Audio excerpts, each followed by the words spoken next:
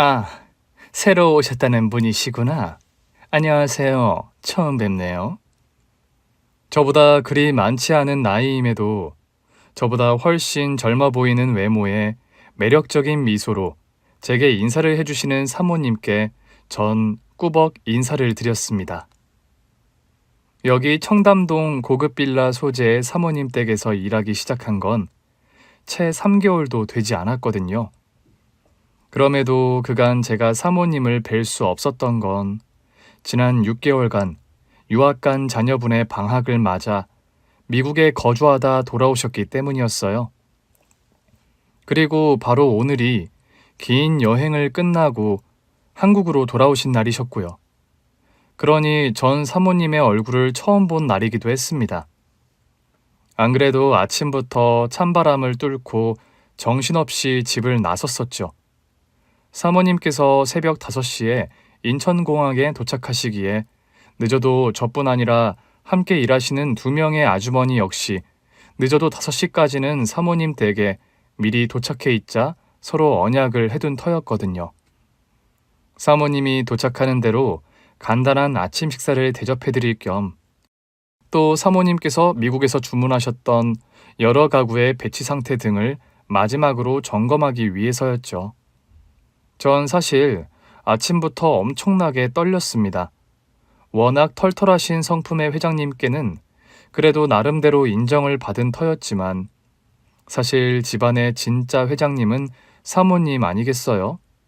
행여나 절 마음에 안 들어 하시면 어쩌나 얼마나 손발이 떨리던지요. 사실 저도 가정도우미 일을 시작한 게 지금의 사모님 댁이 처음이었거든요. 그러니 처음 들어왔을 땐 얼마나 서툴렀겠어요.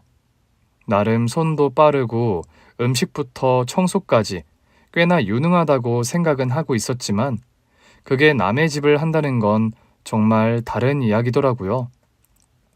다행히 원래부터 계시던 아주머니들의 도움으로 3개월이 지난 지금은 저 스스로 익숙해졌다고 자부하고 있었지만 그게 사모님의 눈엔 어떨지 모르는 일 아니겠어요?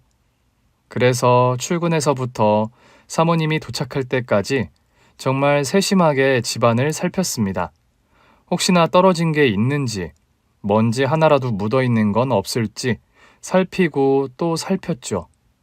그러는 와중 6시가 조금 넘은 시간에 기사님의 차가 빌라로 들어오는 게 인터폰으로 보였습니다. 저뿐 아니라 아주머니들 모두가 문 앞에 대기하고 있었죠. 잠시 뒤 긴 비행으로 약간은 피곤한 기색이 보이는 사모님께서 집 안으로 들어오셨습니다. 정말 사진보다 훨씬 더 우아하고 기품 있는 외모를 가지고 계셨습니다. 다들 안녕하셨어요? 내가 남편한테 아주머니들 굳이 저 때문에 아침부터 일찍 서두르게 하지 마시라 전했는데도 이렇게들 오셨네요. 아닙니다, 사모님. 우선 아침 식사는 준비해 두었어요. 계속 미국 음식만 드셨을 텐데 사모님께서 좋아하시는 황태해장국 만들어 놨습니다. 뭘 그렇게 신경을 쓰셨어요? 고마워요. 그럼 옷만 갈아입고 나올게요. 하면서 사모님은 방으로 들어가셨죠. 그 사이에도 전 정말 고개조차 제대로 들지 못하고 돌부처처럼 서 있었습니다. 그만큼 떨리는 시간이었죠. 잠시 뒤 아주머니들을 도와 식사 준비를 했습니다.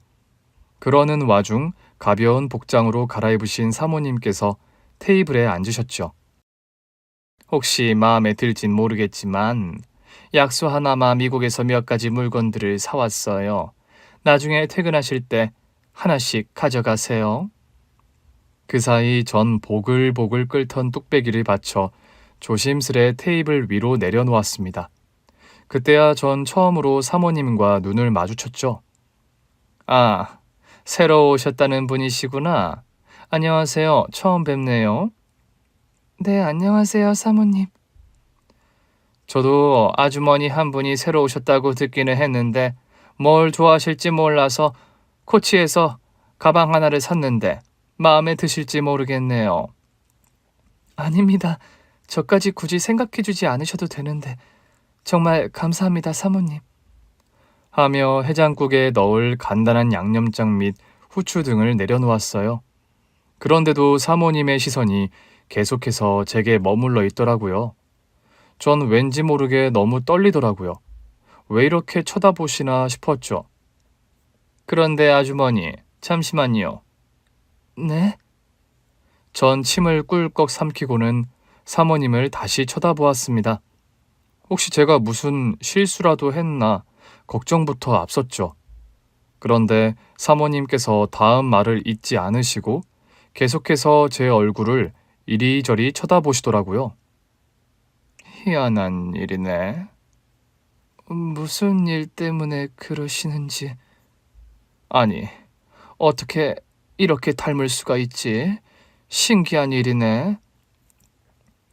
사실 좀 부끄럽긴 하지만 제가 예전부터 여자임에도 불구하고 가수 김범수 씨랑 닮았다는 얘기를 종종 들어왔거든요. 그래서 별명도 머리만 긴 김범수였고요. 하지만 전 그런 말을 들어도 기분이 좋았답니다. 왜냐하면 돌아가신 저희 아버지가 정말 김범수 씨랑 굉장히 비슷한 외모를 가지고 계셨거든요.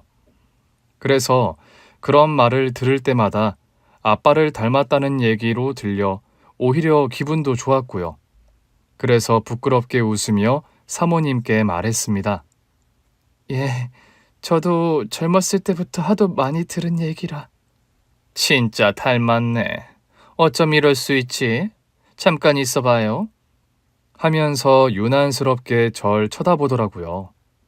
아니, 보통은 연예인 누구 닮으셨구나 하며 넘어가면 될 일인데 왜 이렇게 뚫어져라 쳐다보시나 싶었어요. 그러던 중 말을 이으시더라고요. 정말 닮으셨네.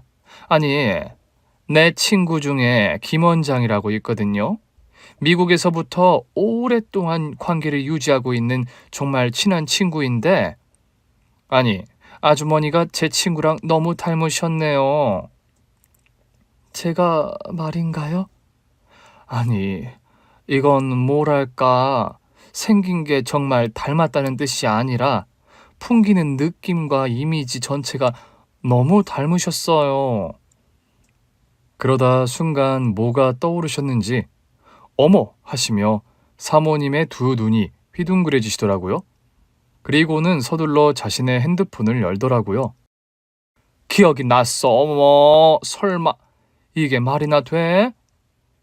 핸드폰을 만지시며 계속 혼잣말을 하시던 사모님이 누군가와 영상통화를 연결하시더라고요.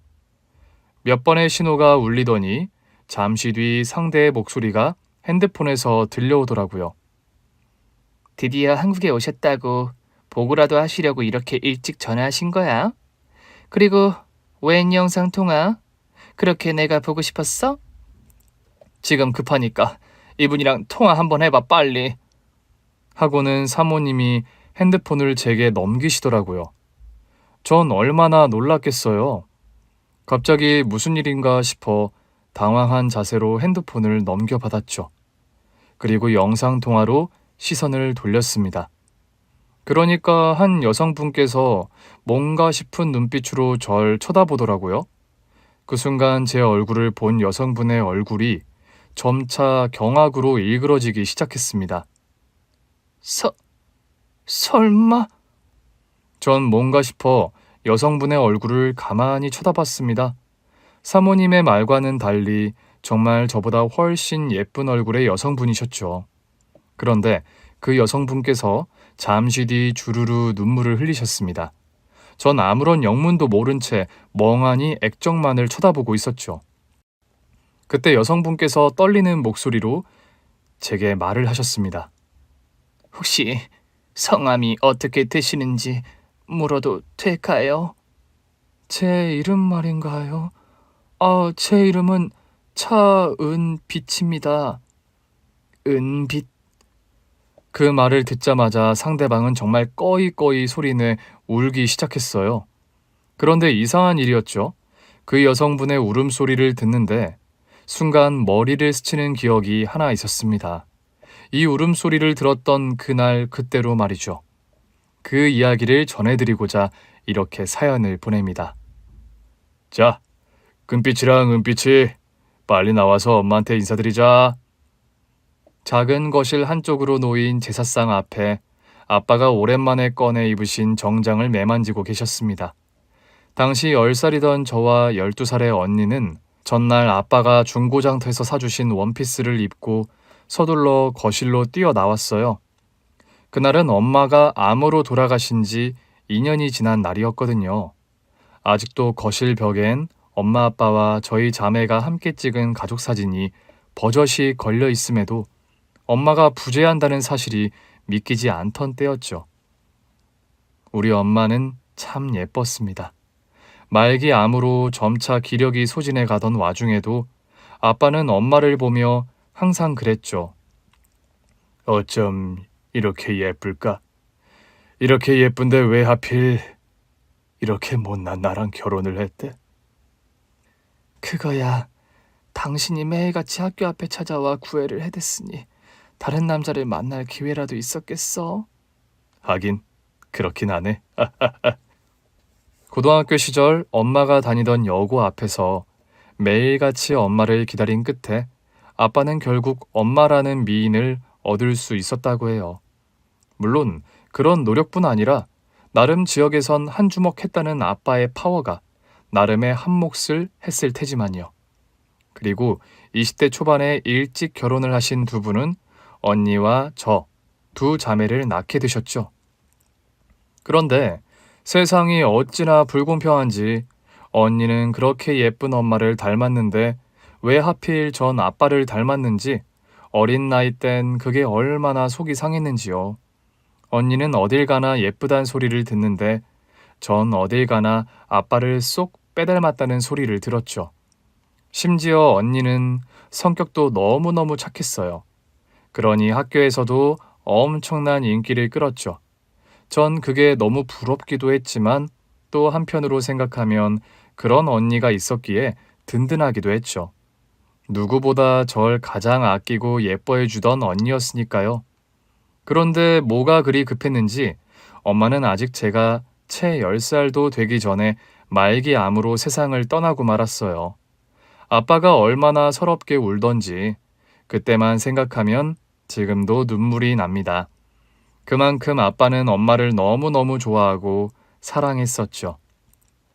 그러니 아빤 엄마의 제삿날만큼은 어느 때보다 신경을 많이 쓰셨어요. 1년 만에 다시 엄마가 집에 찾아오는 날이라며 엄마가 가장 좋아하는 음식부터 심지어 선물까지 준비해서 가득 상을 채우셨죠. 때마침 초인종이 울렸습니다. 작년과 마찬가지로 엄마의 제삿날은 매번 잊지 않고 찾아오겠다 약속한 언니의 여동생, 선영이 이모였죠. 형부, 아니 무슨 제사상 위에 가방을 올려놓으셨대.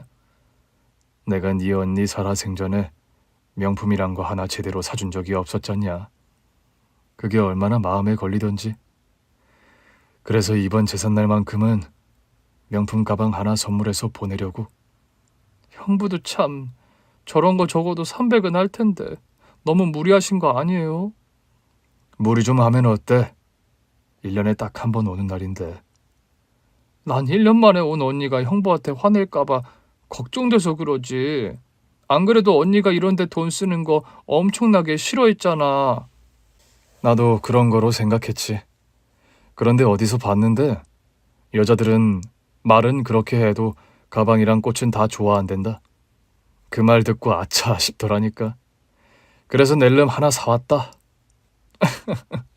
언니 떠나고 나니까 이제 형부가 여자를 깨닫게 됐나 봐요. 하여튼 언니 오늘 좋겠다. 기분 좋게 메고 가셔. 그래서 자랑해야지.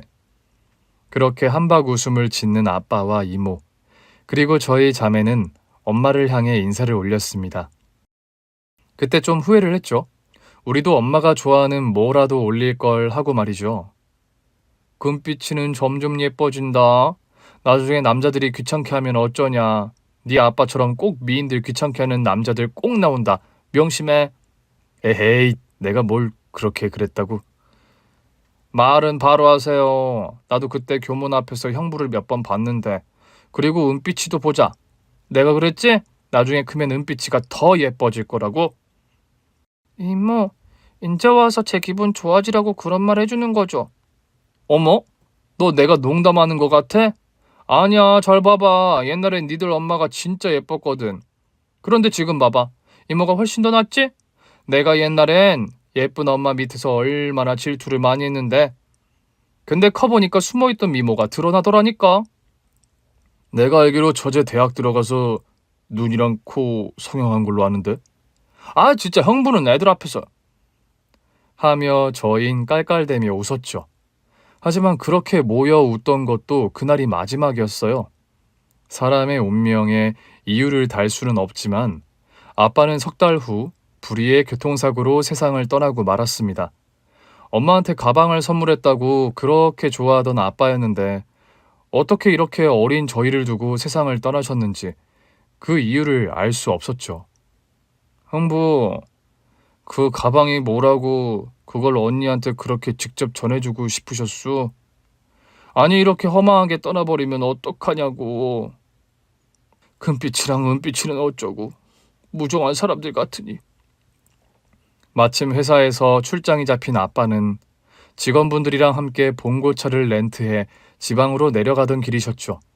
출장 전날 눈이 많이 와서 아빠가 틀어놓은 아침 뉴스에서도 길이 미끄럽다는 주의를 주던 날이었죠. 그래서 언니는 한창 출장 준비를 하시던 아빠에게 조심스럽게 말을 건네섰습니다. 아빠, 출장 꼭 가야 되는 거야? 길이 저렇게 미끄럽다는데. 길이 미끄럽다고 회사를 안 가면 어쩌냐. 그리고 다 같이 가는 거라 나만 빠질 수도 없잖니. 이번에 출장 가서 일 잘 되면 회사에서 아빠한테 선물도 준다니까 우리 같이 선물 뜯어보자. 알았지? 하며 문을 나서던 아빠가 기억이 납니다. 손을 흔드는 아빠를 보며 걱정이 한가득인 언니의 얼굴 역시요. 그런데 언니의 걱정이 정말 사실이 되고 말았던 겁니다. 고속도로를 달리던 봉고가 미끄러지면서 가드레일을 들이받고 전복이 되었던 거죠. 그런데 다른 분들은 심하면 중상에 경상이신 분들도 계셨는데 하필 그중 아빠만 세상을 떠나고 말았죠. 그러니까 장례식장에서 읊조리는 이모의 말이 그럴듯하게 들렸던 거예요. 그렇게 언니를 만나려고 이 기회에 빨리 언니한테 간 거 아니냐는 이모의 말이죠. 도무지 믿을 수 없는 아빠의 사고로 졸지에 고아가 되어버린 건 바로 저희 자매들이었어요. 그래도 이모가 이모부와 함께 아빠의 장례 절차를 모두 책임져 주셨어요. 이후 마지막으로 해결해야 할 게 바로 저희의 거처였죠. 아마 이모부와 꽤나 심각하게 이 문제를 고민하셨던 것 같아요. 그리고 저희를 불러서는 고민의 결과를 말씀해 주셨어요. 내가 이모부랑 많은 고민을 했어. 아직 너희들은 너희 스스로 무언가를 할 수 있는 나이가 아니잖아? 그래서 너희 둘을 이모랑 이모부가 책임지기로 했다. 이건 너희들이 원하고 원하지 않고의 문제가 아니야. 그래서 지금 살고 있는 집을 정리하고 우리 집으로 들어와 살자. 전 언니를 돌아봤어요. 언니 역시 아직은 초등학교도 졸업하지 않은 12살의 나이에 또 다른 좋은 방도가 있었겠어요. 결국 저희는 이모부의 도움으로 집을 정리하고 이모 댁에 살게 되었죠. 그렇다고 이모 역시 여유로운 분은 아니셨어요. 친척 동생들만 셋이나 있었죠. 그럼에도 저희를 거두어 주신 거에 감사함을 드리지만 그리 크지 않은 집에 저희 둘이 함께 해야 한다는 건 정말 민폐나 다름없는 일이었어요. 처음엔 동생들도 신이 나 했어요. 누나 언니들이 우리 집에 왔다 하면서 말이죠. 하지만 그건 며칠 가지 못했습니다. 엄마, 그런데 금빛이 언니랑 은빛이 언니는 언제 가? 왜 맨날 내 방에서 자는 거야? 언니들 때문에 나만 방이 없잖아. 아하, 언니들도 우리랑 함께 살기로 한 거 잘 알잖아. 그런 말 하면 못 써.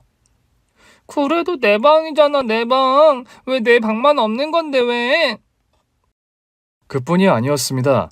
학용품부터 밥을 먹는 순간에도 저흰 꽂아놓은 보릿자루 같은 느낌이었죠.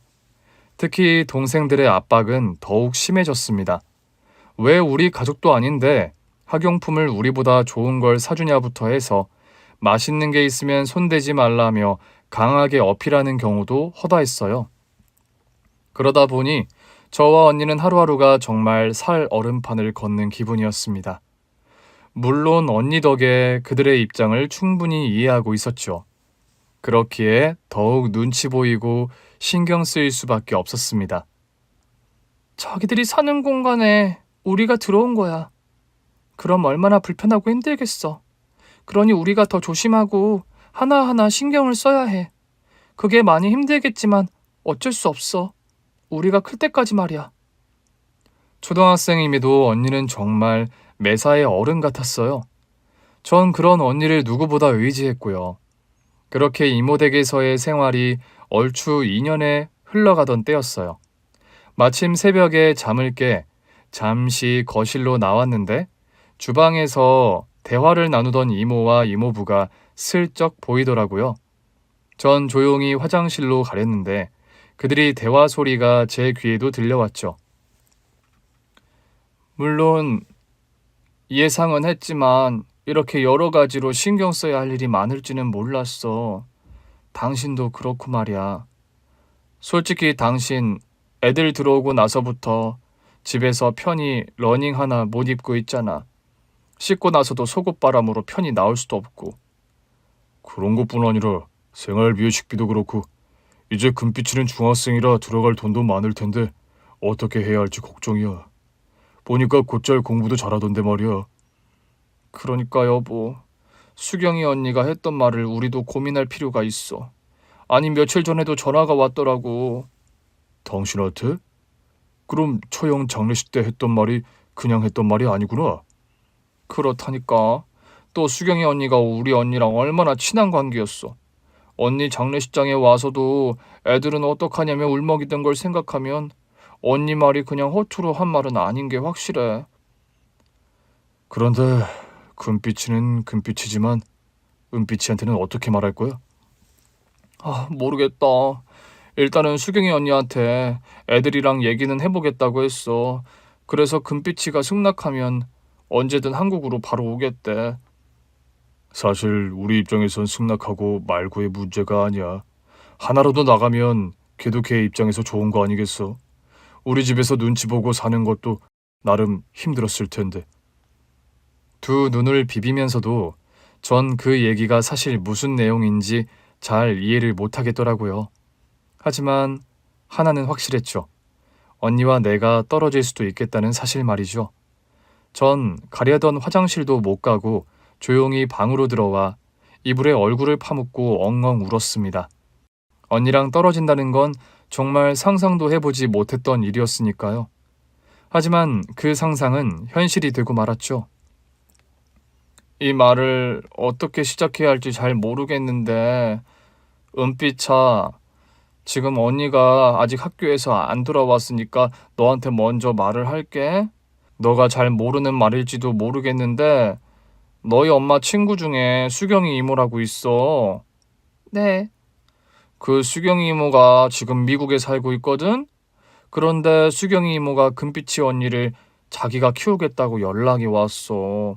물론 우리 은빛이가 언니랑 떨어지기 싫어하는 거 잘 알아. 하지만 수경이 이모도 너랑 언니 둘 다 키워줄 수 있는 상황은 아닌가 봐.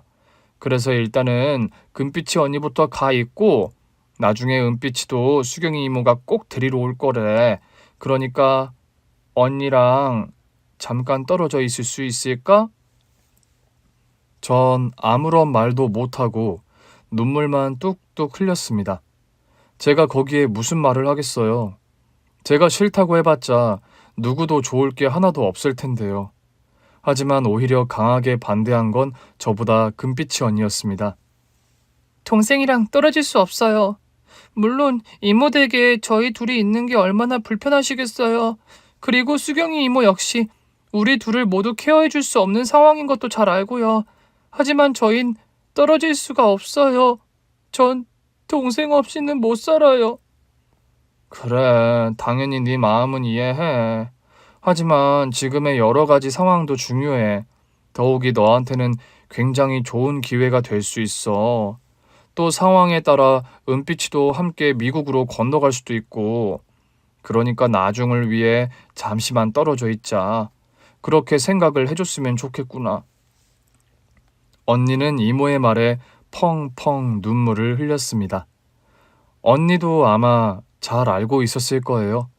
저항해봤자 본인이 할 수 있는 건 아무것도 없을 거라는 사실 말이죠.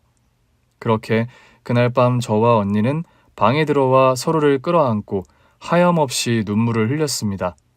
그런데도 전 용기를 냈죠. 이건 언니를 위해서도 그리고 모두를 위해서도 정말 좋은 상황이었으니까요. 언니, 난 괜찮아. 잠깐만 떨어져 있으면 되는 거잖아. 그럼 우리 다시 만날 거야. 그러니까 언니 먼저 가 있어. 나 진짜 금방 언니 따라갈게. 알았지? 미안해. 이렇게 돼서 미안해. 언니가 미안할 게 뭐가 있어. 아니야, 난 괜찮아. 정말이야. 알았어. 그럼 언니가 정말 금방 다시 올게. 그래서 은빛이 너 데려갈게. 알았지? 그때까지만 좀만 참아. 그렇게 언니와 다시 만날 거란 마지막 기약과 함께 보름 후 언니는 수경이 이모를 따라 미국으로 건너갔습니다. 저에게 손을 흔들며 출국장을 나서던 언니. 전 눈물을 흘리며 머지않아 만날 그날을 기다리겠다 약속했어요. 하지만 그때는 몰랐죠. 아빠와의 이별처럼 언니와도 그 작별이 마지막이 될 거라는 사실 말이죠. 언니가 떠난 이후 이모 댁은 어느 때보다 활기가 돌았습니다. 한 명이 있고 없고의 차이가 확연히 드러난 거죠. 전 그런 변화가 당연히 싫었지만 저를 뺀 모두는 이 상황을 매우 만족해하는 것 같았어요. 슬프지만 어쩔 수 없는 현실이었죠. 그리고 그걸 받아들여야 했고요. 그런데 참 희한한 일이죠. 인생사 세옹지마라고 하잖아요. 집안에 활기가 돌고 이모와 이모부 역시 경제적인 여유가 생겼다는 기쁨도 잠시, 점차 이모와 이모부의 관계가 악화하기 시작했어요. 그 전까지는 5이나 되는 아이들을 케어해야 했기에 그것만으로도 정신없던 두 분이었지만 하나가 빠져 여유가 생긴 지금엔 서로의 감정이 부딪히는 일이 심심찮게 벌어지게 된 거예요.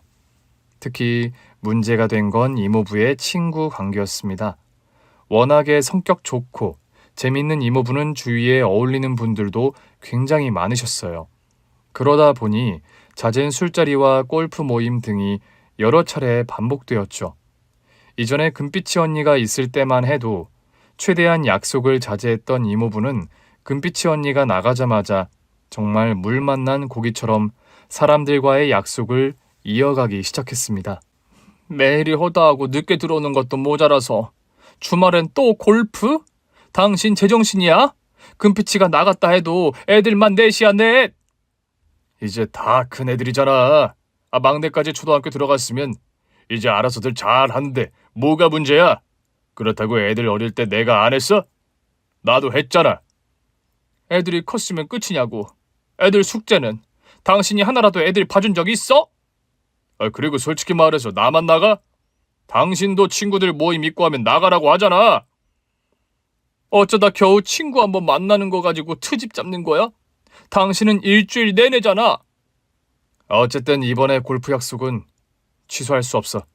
당신 알잖아. 골프 약속은 절대 취소할 수 없는 거. 그리고 그게 그렇게 억울하면 당신도 골프를 배우던가. 배우라고 해도 안 배운 게 당신 아니야? 배울 시간이라도 있냐고 내가. 그렇게 이모와 이모부는 매일같이 살벌한 전쟁을 벌였습니다. 그리고 이모부가 나가면 이모 역시 반항심이었는지 매일같이 술을 마시기 시작했어요. 저희는 그냥 그런 이모를 바라만 볼 수밖에 없었고요. 그러다 이모부가 늦게 들어오면 이모 역시 집을 나가버리셨습니다. 친구를 만나겠다는 이유로 말이죠. 그런데 결국 문제가 터지고 말았어요. 그런 갈등이 몇 개월간 이어지던 어느 날, 이모부의 옷가지를 세탁하던 와중 술집 영수증이 나오고 만 거예요. 그것도 여성 도우미들에게 접대를 받는 그런 술집 말이죠. 그런데 영수증을 내려보는 이모가 허탈한 웃음을 짓더라고요. 그리고는 그날 밤 술에 취한 이모부가 들어오자 이모는 폭탄 발언을 내뱉었습니다. 하긴 이모 역시 취해 있던 건 마찬가지였죠. 그래, 이제 너 마음대로 살아. 나도 내가 하고 싶은 대로 살 거니까. 지금 무슨 소리 하는 거야? 그냥 우리 툭 까놓고 얘기하자. 당신 절대 알 수 없었겠지만 나 지금 만나는 사람 생겼어. 뭐라고? 왜? 너는 너 마음대로 친구들이랑 여자 만나러 다니는데 난 안 될 게 뭐 있어? 그게 무슨 소리야? 아니 어디서 어떻게 만난 놈인데? 그게 더 중요한 거구나 넌. 하여튼 그것까지 당신이 알 필요 없잖아. 나도 10년 이상 이 집에서 나 혼자 애들 키워가며 징글징글하게 살았으니까 이제 나도 내 인생 찾을 거야. 그렇게 알아. 이 여자가 지금 제정신이야? 아니 어떤 놈인지 똑똑히 말하라고. 사실 전 이모의 변화를 조금은 눈치챘었죠. 두어 달 전부터 평소와 달리 화장도 예쁘게 하고 낮에는 꼭 외출을 나갔습니다. 그리고 다녀온 이후로는 핸드폰을 손에서 놓지 않았고요. 친척 동생들이야 아직 어리다 쳐도 중학생이 된 저는 이모한테서 이상한 낌새를 이미 느끼고 있었던 거죠. 그러다 이모가 잠시 화장실을 간 사이 제가 몰래 이모의 핸드폰을 훔쳐본 적이 있었어요. 그런데 그 안으로 좋아한다, 보고 싶다 등의 말들이 오간 흔적이 보이더라고요. 이를 통해 이모가 다른 남성을 좋아하고 있음을 알았지만 전 아무런 말도 하지 않고 있었죠. 그런데 결국 이런 일이 터져버리고 만 겁니다. 어쨌든 난 내 인생 찾아갈 거야. 그 사람이 날 다시 여자로 느끼게 해줬어.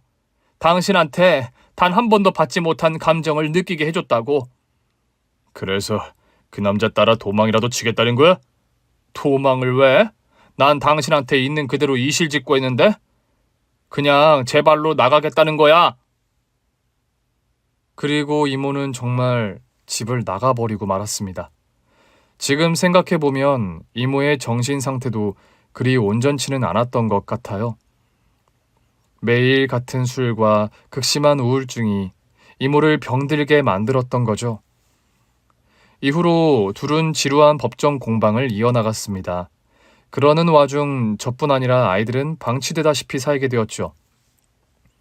이모는 이모대로 들어오지 않았고 이모부는 아내에 대한 배신감으로 매일같이 술을 마셔댔죠.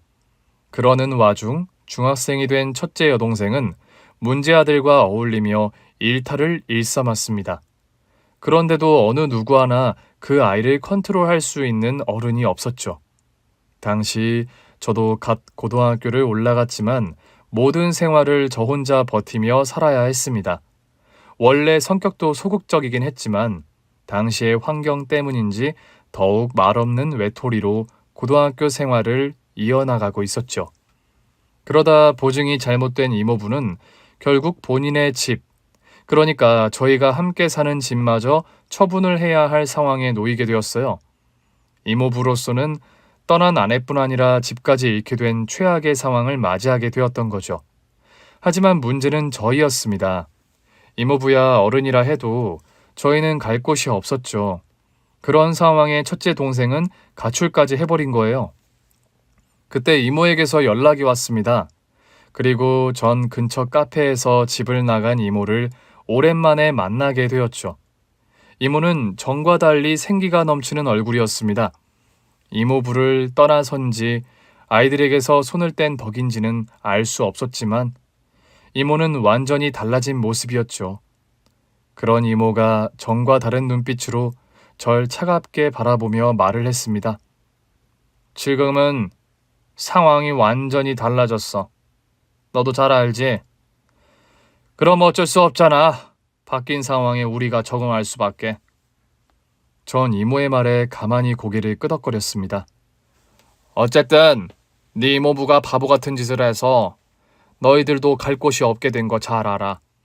그런데 어찌 보면 잘 된 건 지금 이모가 만나고 있는 사람이 아이들은 어떻게든 걷어주겠다 말을 하더라고.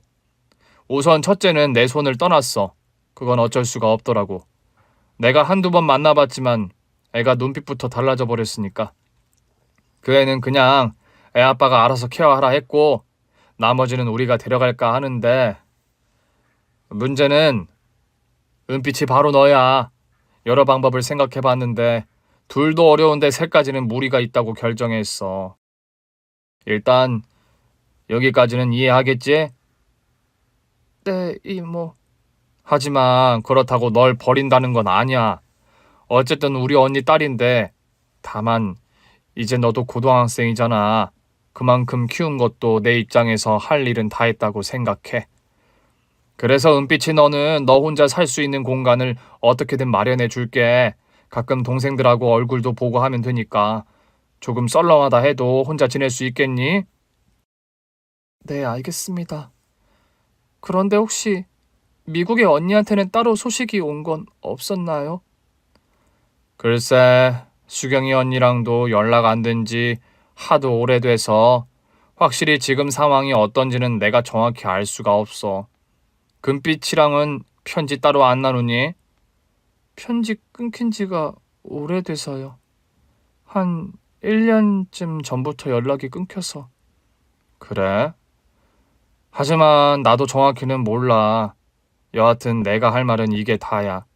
조만간 작은 공간이라도 마련되면 다시 연락할게. 알았지? 그리고 이모는 막 도착한 그 남자와 함께 카페를 떠나셨습니다. 그리고 저 혼자 덩그러니 남고 말았죠. 결국 그들에겐 끝내 가족으로 인정받지 못하고 짐짝처럼 버려진 제 자신이 얼마나 안쓰러웠는지 모릅니다. 그렇게 카페에 홀로 앉아 연신 흐르는 눈물을 닦아댔습니다. 그러면서 1년 전 연락이 끊긴 언니가 너무도 보고 싶었죠. 더욱이 이모부의 집까지 날아간 마당에 언니와의 연락을 주고받을 수조차 없어지고 만 거죠. 이메일이라도 서로 알고 있다면 좋았겠지만 언니가 떠날 땐 아직 전 어린 나이였고 당신은 제 이메일조차 제대로 없던 때였죠. 또 저렇게 달라진 이모가 예전처럼 절 위해 미국 측과 연락을 시도할 노력을 할 거라고는 도무지 기대조차 할 수 없었고요. 거기에 지금 당장 저에게 닥친 일은 앞으로 이 세상을 어떻게 홀로 살까에 대한 경제적 부분이었습니다. 이모의 연락으로 제가 살게 된 곳은 다름 아닌 허름한 고시원이었죠. 그렇게 고시원을 나가면서 이모가 절 향해 마지막 말을 덧붙이셨습니다. 우선 보증금까지 마련할 상황이 아니라서 보증금 없는 고시원으로 구할 수밖에 없었다. 그 부분은 너가 이해해 주길 바라고 우선 2달치 월세는 미리 넣어놨다. 앞으로 조금 더 여유가 생기면 원룸이라도 구해줄 테니까 얼마간만 버텨. 알았지? 그렇게 떠난 이모는 2달이 다 되어가는 상황에도 연락이 없으셨죠. 사실 눈앞이 캄캄했습니다. 앞으로 고시원 생활을 버텨나가려면 당장의 월세부터 필요한 상황이었죠. 그때 정말 실감이 나더라고요. 모두에게 완전히 버려졌구나 하는 사실 말이죠. 하지만 그렇다고 무기력하게 있을 수는 없었습니다. 전 고등학교 2학년이 시작된 지 얼마 안 되어 자퇴서를 제출했어요. 지금 여유로이 학교에 다닐 상황이 아니었습니다. 딱히 학교 친구들과 친분이 있었던 것도 아니었고 존재감도 없는 아이였으니 자퇴는 신속하게 처리되었죠. 심지어 담임 선생님은 왜 자퇴를 하는지조차 묻지 않으셨어요. 정말 세상은 차갑다는 걸 여실히 느꼈죠. 그래도 그나마 절 챙겨주려 노력해준 건 다름 아닌 고시원 총무님이었습니다. 20대 후반의 늦가기 고시생이었던 총무님은 어린 제가 안쓰러웠는지 이것저것 많이 챙겨주셨었죠. 더욱이 그분 덕에 3번째 달 월세를 조금은 늦게 낼 수 있게 배려까지 해주셨고요. 일 끝나고 이제 온 거야? 반찬은 좀 있어? 가까스로 얻게 된 편의점 알바를 마치고 뒤늦게 공용 주방에서 밥에 라면을 끓이던 중 총무님이 주방으로 들어오셨어요. 전 쑥스럽게 머리를 긁으며 총무님을 향해 고개를 끄덕였죠. 가만히 있어봐. 내가 사놓은 김치가 좀 있는데 이거라도 같이 먹어. 어떻게 라면만 먹냐? 하며 총무님은 냉장고에서 여러 가지 반찬을 꺼내주셨어요. 그게 얼마나 고마웠는지요. 그러다 총무님이 슬쩍 저를 보며 꽤나 괜찮은 제안을 해주셨어요. 너 미성년인데 그나마 편의점 사장 배려로 편의점에서 알바는 하고 있지만 거기가 밤이 되면 많이 위험해. 유흥가 한복판에 술에 취한 사람들은 얼마나 많이 오는데. 그래서 말인데 너 그냥 여기 고시원에서 일할래? 내가 사장님한테는 말해놓을 테니까 기본 청소랑 호실 관리 정도만 해주면 되는데. 어때? 물론 돈 관계된 거나 그 외 전체적인 상황은 내가 계속 컨트롤할 거니까. 정말 저한테는 정말 좋은 기회였죠. 밖으로 나가지 않아도 됐고 그 시간에 검정고시 공부도 할 수 있었고요. 그렇게 전 총무님 덕에 고시원에서 일을 하기 시작했습니다. 고시원비는 당연히 무료였고 그걸 제외한 일부의 돈은 용돈처럼 들어왔죠. 그렇게 제게 많은 걸 베풀어준 총무님한테 전 점점 기대기 시작했던 것 같아요. 정말 오빠처럼 많은 어려운 일들을 해결해 주기도 했거든요. 물론 계속되는 고시 낙방은 총무님을 힘들게 했지만요. 그렇게 2년의 고시원 생활이 지나니 저도 이제 어엿한 성인이 되었어요. 처음 성인이 된 날, 총무님이 제게 처음으로 맥주를 사주셨죠. 이제 거의 오빠 동생처럼 친해진 관계였으니 전 좋다고 총무님과 함께 술자리를 가졌어요. 그래서 언니랑 연락이 끊겼다고? 가만 보자. 그럼 언니가 미국으로 간 게 대략 10년은 된 것 같은데. 네, 거의 그 정도 됐어요. 거기에 연락 끊긴 건 한 4, 5년 된 거로 봐야겠네. 이모는? 이모랑은 연락해? 아니요. 이모랑도 여기 고시원 오면서 연락이 끊겼죠. 솔직히 너희 이모도 너무하셨다. 아무리 그래도 미성년인 애를 고시원에 넣어버린다는 게 말이 되냐? 너 처음 봤을 때부터 난 저런 어린애가 왜 왔나 했다니까? 아니에요. 그만큼 이모도 저를 위해 많이 희생하셨어요. 그것만으로도 고맙죠.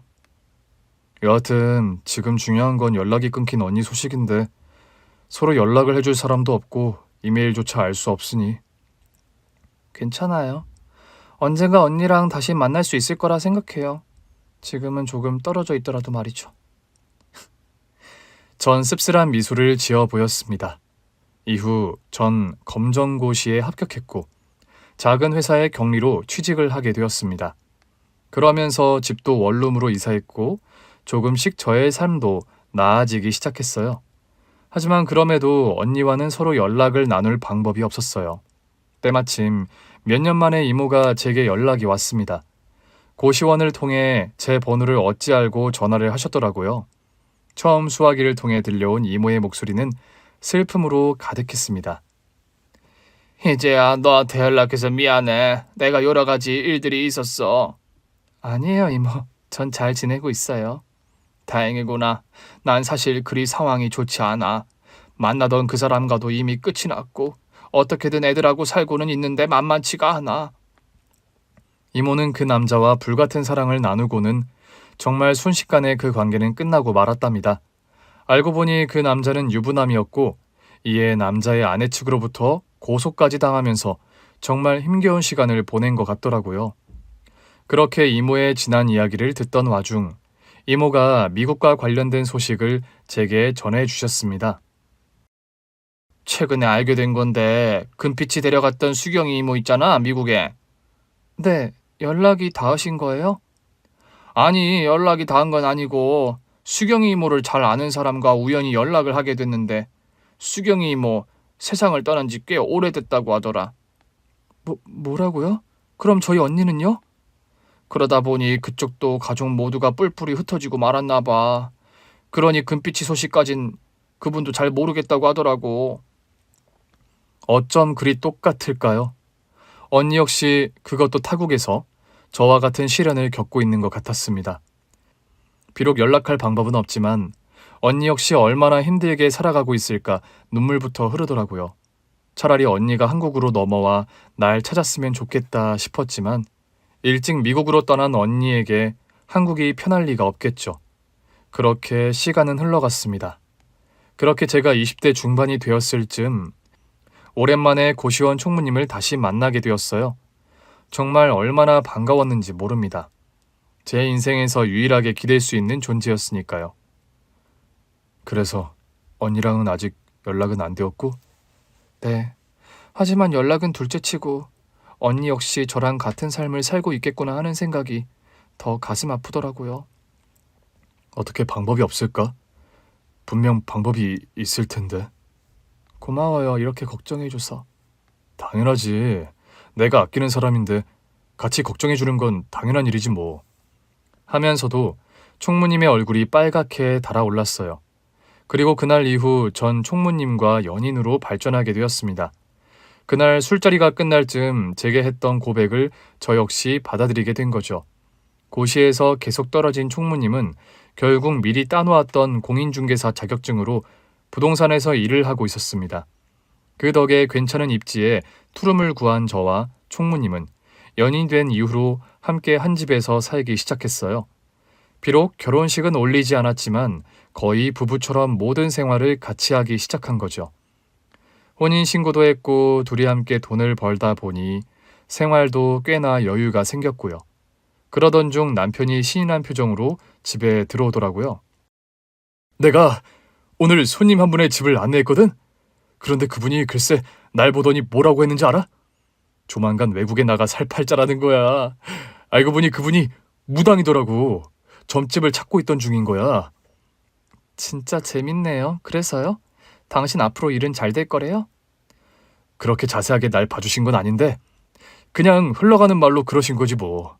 그래서 내가 한국에서 복집하는 내가 외국 나갈 일 있겠냐 했는데 날 보더니 자기랑 내기를 하자는 거야. 그래서 좋수다 했지. 나야 나가 살면 좋죠 했더니 대신 같이 사는 사람한테 잘해주래. 그럼 나갈 수 있다고 하더라고. 저요? 나보고 잘해주라고? 그래서 잘해준다 했더니 더 잘해주라더라. 그래서 이유가 있냐 물으니까 청기누설이라나 뭐라나 여튼 괜히 설레는 거야. 내가 예전부터 외국 나가 살아보는 게 꿈이긴 했거든. 이제부터 당신한테 엄청 잘해주려고. 당신은 예전부터 항상 잘해줬는데요 뭐. 그리고 진짜 당신이 원하는 일이 이루어질 날이 꼭 왔으면 좋겠네요. 하며 우스개로 그 이야기를 넘긴 날이었죠. 그렇게 남편과 알콩달콩 삶을 살아가고 있었어요. 남편도 정말 제게 잘해주었고요. 그런데 어느 날 남편이 계속 속이 더부룩하다고 하더라고요. 그래서 검진이라도 받아보자며 근처 내과에서 위 내시경을 받았죠. 그런데 의사가 갸우뚱한 얼굴로 저와 남편에게 검진 결과를 말해주더라고요. 아무래도 큰 병원으로 가서 정밀 검사를 받아봐야 할 것 같습니다. 놀란 저흰 당장에 큰 병원을 찾았어요. 그렇게 세밀한 조직 검사 끝에 나온 결과는 위암이었습니다. 정말 생각지도 못한 일이었어요. 심지어 이제 40대 중반의 남자가 위암 3기라니 믿을 수 없는 일이었죠. 전 당장에 회사부터 정리하고선 남편 옆에서 간호를 시작했습니다. 다행히 다른 내장까지 전이가 되지는 않았지만 우선 광범위하게 위험 부위 절제를 하고 항암 치료와 함께 전이 상태를 계속해서 주시해야 했어요. 그러는 동안 남편은 점차 말라가고 있었죠. 전 그런 남편의 손을 잡고 펑펑 눈물을 흘렸습니다. 왜 내겐 평온한 일상조차 쉽게 내어주지 않는지 정말 화가 날 지경이었죠. 거기에 더해 문제는 치료 비용이었습니다. 어떻게든 항암 치료를 지속하기 위해선 제가 어떻게든 돈을 벌어야 했어요. 그때 알게 된 게 바로 가정도우미였습니다. 그리고 찾아가게 된 곳이 바로 압구정의 사모님 댁이었던 거죠. 전날 밤까지 남편 간호를 하다 잠시 집에서 눈을 붙이고는 새벽부터 찾은 사모님 댁이었죠. 사모님의 입국에 맞춰서 말이죠. 그런데 사모님께서 절 계속 바라보셨던 겁니다. 그리고 말씀하셨던 거죠.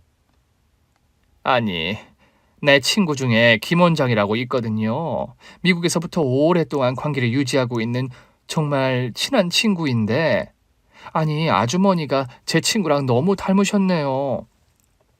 그리고 받게 된 영상 통화 속엔 정말 저와 비슷한 느낌을 가진 여성분이 절 보며 꺼이꺼이 눈물을 흘리고 계셨던 거죠.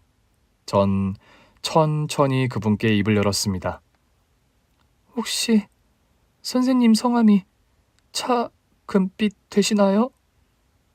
은빛아, 은빛아, 언니 알아보겠어? 언니야, 언니. 언니? 어떻게 언니가? 내가 얼마나 언니 연락을 기다렸는 줄 알아? 널 찾으려고 정말 안 해본 게 없어. 그런데 수경이 이모는 돌아가셨고 심지어 가까스로 이모부랑 연락이 됐는데 너가 집을 나갔다고 하더라. 연락처는 아예 모른다고. 어떻게 이럴 수가 있나 싶었어요. 전혀 생각지도 못했던 이모부가 저희를 연결시켜 줄 수도 있을 끈이었는데 이모부는 우리의 간곡한 그림 따윈 관심도 없었던 거예요. 심지어 제가 집을 나갔다는 거짓말까지 둘러댔으니까요. 내가 갈게. 내가 당장 너한테 갈게, 알았지? 은빛아? 조금만 기다려. 그리고 언니는 3일 후 한국에 왔습니다. 입국장에서 정말 꿈결처럼 절 향해 걸어오는 언니를 보며 지난 세월이 파노라마처럼 흘렀어요. 그리고 언니와 저는 서로를 부둥켜 안고 얼마나 울었는지 모릅니다. 그런 저희를 바라보며 사모님 역시 함께 눈물을 흘려주셨죠. 언니는 수경이 아주머니가 돌아가시고 또 다른 곳으로 입양이 되어 타 지역으로 넘어갔다고 합니다. 하지만 워낙에 총명한 머리로 의대에 진학을 하게 되었죠. 그러면서도 어떻게든 절 찾으려 했지만 서로 연락이 닿을 수가 없었어요. 심지어 이모부의 말에 망연자실할 수밖에 없었고요. 아니, 그런데 언니는 어떻게 김원장이 된 거야? 의대에서 만난 남편이 교포 3세인데 그분 이름이 제임스 킴이야. 미국은 남편의 성을 따라가니까 나 역시 김원장이 되었던 거고. 그렇게 언니와 만난 이후 저와 남편은 언니와 결혼한 형부의 도움으로 미국으로 건너오게 되었습니다. 그리고 남편은 언니의 병원에서 특급 대우를 받으며 최고의 진료를 받고 있고요. 그 모든 비용은 언니가 담당하고 있습니다. 또한 언니는 언니와 가까운 곳에 저희가 살 집까지 구해줬고 전 현재 언니의 병원에서 함께 일을 하고 있습니다. 어제 저녁에도 언니네 집에서 함께 바비큐를 즐기고는 남편의 손을 꼭 잡고 집으로 돌아왔어요. 그러다 남편이 절 보고 웃으며 그러더라고요. 당신 기억나? 그때 그 무당 말이야. 내가 외국에서 살게 될 거라고 했던 거. 아, 맞네? 그 무당 정말 용하다 진짜. 용하긴 뭐가 용해. 외국 나가 살 거는 맞췄다고 해도 내가 이렇게 죽다 살아난 건 못 맞췄잖아. 그래서 그 무당이 그랬나 봐요. 왜 아내한테 잘해줘야 하냐 물으니까 그랬다면서. 그건 청기누설이라고. 그렇게 전 남편과 깔깔거리며 집에 들어왔습니다. 그리고 전 남편을 향해 이렇게 말했어요. 이제 우리한텐 그냥 매일매일이 평범한 하루가 되었으면 좋겠어요. 그렇게 되겠죠? 오늘 준비한 사연은 여기까지입니다. 재미있게 들으셨다면 구독과 좋아요, 알림 설정까지 눌러주세요. 그럼 저는 다음 사연으로 찾아뵐게요. 오늘도 건강하고 행복하세요.